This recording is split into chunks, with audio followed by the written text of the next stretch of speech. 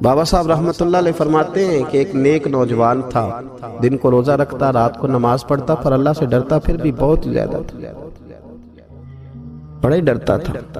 موت کا وقت آیا تو ماں ہی تھی بس اس کی، تو ماں سے کہنے لگا اماں میری ماں ہے، میرے ساتھ 3 وعدے تو کر۔ اس نے کہا پتر تو بتا، آخری ہجکی لے رہا ہے اور اس غریبنی ماں سے تو وعدہ لے رہا، بتا کیا وعدہ۔ عرض کرنے لگا اماں جب میں مر جاؤں نا تو میرے گلے میں رسی ڈال کے تو مجھے گھمانا گھر کے صحن میں، اور لوگوں کو کہنا جو رب کی نافرمانی کرے اس کا یہی حال ہے۔ یہ اعلان کرنا جو اللہ کے نافرمان ہوں ان کا یہی اشر کیا جانا چاہیے۔ اور اماں پھر دوسرا وعدہ کر، میرا رات کو جنازہ اٹھایا جائے، میں نہیں چاہتا کہ کسی کے منہ سے یہ لفظ نکل جائیں کہ وہ دیکھو اللہ کا نافرمان جا رہا، رات کو میرا جنازہ اٹھانا۔ اور اماں تیسرا میرے ساتھ وعدہ کر کہ لوگ مجھے دفن کر کے آ جائیں گے تو تو میری قبر پہ چلی جائے گی۔ عمل میرے پاس کوئی نہیں، پر مجھے لگتا ہے ماں کے قدموں کی برکت سے عرش کا مالک بھی رحم فرمائے۔ اماں تو وعدہ کر کہ میرے ساتھ وعدہ کر۔ بابا صاحب رحمت اللہ علیہ فرمانے لگے کہ ماں بوڑھی ماں نے وعدہ کر لیا، کہا بیٹے ٹھیک ہے، اگر تیری یہی ضد ہے تو میں تیار ہوں۔ پھر اس نے کلمہ شہادت پڑھا، اس نوجوان کی روح پرواز کر گئی۔ بوڑھی ماں نے رسی منگائی تو ولی من خاف مقام ربہ جنتان، جو ڈر جائے، اس نے تو کہا تھا نا کہ رسی ڈال کے گھمانا اور کہنا یہ اللہ کا نافرمان ہے، اس کا یہی اشر ہونا چاہیے تھا۔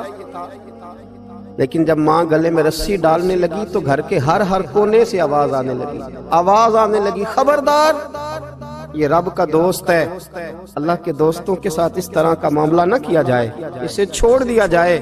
اور کہا تمہیں کچھ بھی اور کرنے کی ضرورت نہیں ہے، یہ تو رب کا دوست ہے اور رب کی بارگاہ میں حاضر ہو گیا۔ کچھ کوئی بندہ کہے گا کہ یہ تو ایک بابا فرید کا سنایا ہوا واقعہ ہے، سنیے بخاری میں حدیث ہے، نبی پاک صلی اللہ علیہ وسلم نے فرمایا، حضرت ابو ہریرہ رضی اللہ تعالیٰ عنہ راوی ہیں، حضور فرماتے ایک شخص مرنے لگا، اپنے بچوں سے کہنے لگا کہ میں جب مر جاؤں تو مجھے جلا دینا، اور پھر میرے جلے ہوئے وجود کو پیس دینا، پھر مجھے ہوا میں اڑا دینا۔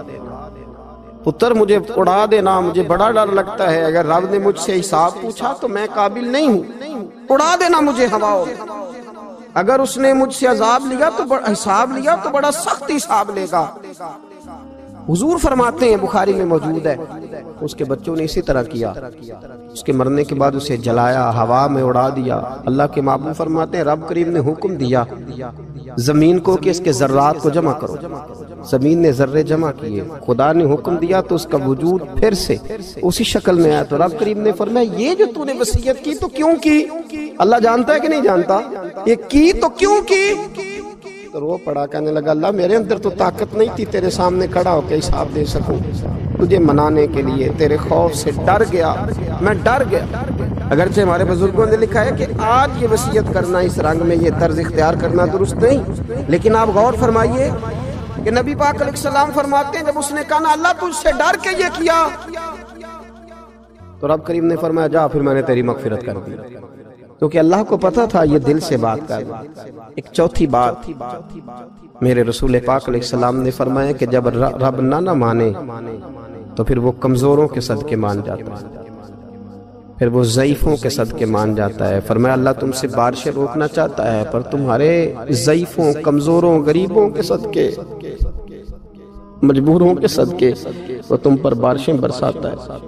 حضور فرماتے ہیں ربا شغالہ اغبر لو اقسم علی اللہ لا برا، کچھ ایسے لوگ ہوتے ہیں کہ ان کے بالوں میں خاک پڑی ہوتی ہے، چہروں پہ مٹی الجھے ہوئے ہوتے ہیں، لیکن اگر وہ اللہ پہ قسم کھا لیں تو اللہ ان کی قسم بھی پوری کر دے۔